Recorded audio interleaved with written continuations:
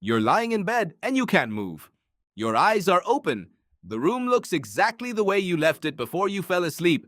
Same shadows on the ceiling, same sliver of light through the blinds, but your arms won't lift, your legs won't shift, and somewhere near the foot of the bed, you're certain something is watching you. You try to scream. Nothing comes out. This isn't a nightmare you're remembering after waking up. You are awake right now, fully aware of your own bedroom, and your body has simply refused to come back online with you. For most people who go through this, the strangest detail isn't the paralysis itself. It's the feeling that they are not alone in the room. For thousands of years, people who experienced this swore they weren't imagining it. They described a heavy weight pressing on their chest, a dark shape standing in the doorway, sometimes a figure sitting directly on top of them, pinning them down so they couldn't breathe. And almost every culture on Earth, completely independent of every other culture, invented its own name for whoever that figure was supposed to be. Here's the part that should unsettle you. Modern science can now explain almost every piece of this experience, except for one thing: why your brain insists on adding a monster. To understand what's happening, you have to go back to how your body is built to sleep in the first place. Every night, when you enter the deepest stage of dreaming, your brain does something most people never think about. It switches off your muscles. Not your brain activity, not your eyes, just your muscles. Researchers call this REM atonia, and it exists for a simple, practical reason. Without it, you would physically act out your dreams. You'd be kicking, swinging, sleepwalking through whatever your mind invented that night. So your brainstem sends out a chemical signal that paralyzes your body below the neck for the entire duration of REM sleep. Most nights, this system works perfectly. Your body stays still, your mind dreams, and the two systems switch back on together the moment you wake up. But sometimes they don't switch back on at the same time. Your mind wakes up first, your eyes open, your awareness floods back, and you are lying in your actual room, looking at your actual ceiling. But the chemical switch that paralyzes your muscles hasn't flipped yet. You are awake, and your body is still locked in the off position designed for dreaming. That alone would be frightening enough. A few seconds of total physical helplessness while fully conscious. But this is where it gets stranger, because being woken up mid-paralysis doesn't just trap your body. It also seems to drag a piece of the dreaming brain along with it. The same regions responsible for building dream imagery are still partially active. So your brain, confused about whether it's still dreaming or not, starts doing what it always does when you're asleep. It starts generating a threat. A folklorist named David Hufford spent years documenting this exact phenomenon in Newfoundland in the late 1970s, where locals called it being visited by the old hag. People described an old woman, or sometimes a shapeless presence, climbing onto their chest in the middle of the night and pressing down until they could barely breathe. Hufford noticed something that changed how researchers thought about the experience entirely. The accounts from total strangers who had never spoken to each other and had no shared cultural reference point were almost identical down to specific details. The pressure on the chest, the sense of malicious presence, the inability to move or call out. That's not what you'd expect from a simple bad dream. Bad dreams are personal and chaotic. This was something closer to a shared script. So if it isn't cultural memory passing the story down, what is producing such a consistent experience across people who've never heard of each other's folklore? A psychologist named Alan Cheney, working out of the University of Waterloo, ran some of the largest surveys ever conducted on this exact question. He collected thousands of first-hand accounts from people around the world and noticed the hallucinations clustered into a small number of recurring categories, regardless of where the person lived or what they believed. There was almost always a sensed presence, usually intruder-like and threatening.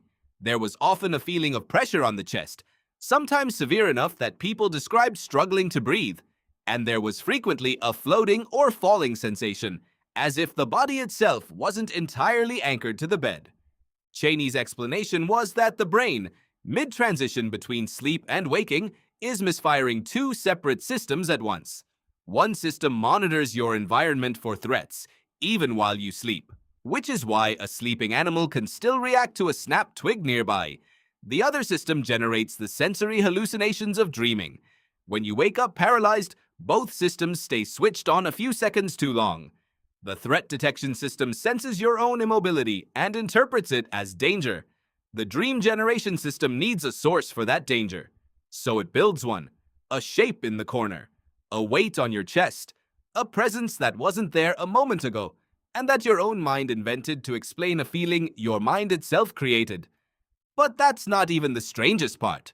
Across cultures with zero historical contact with each other, the figure people imagine is remarkably specific. In parts of Egypt, it's described as a jinn sitting on the sleeper's chest. In medieval Europe, it was an incubus or succubus, a demon that visited at night. In China, it was an ancestral spirit pressing down on the body. In parts of Scandinavia, a mara, the word that eventually gave us nightmare itself.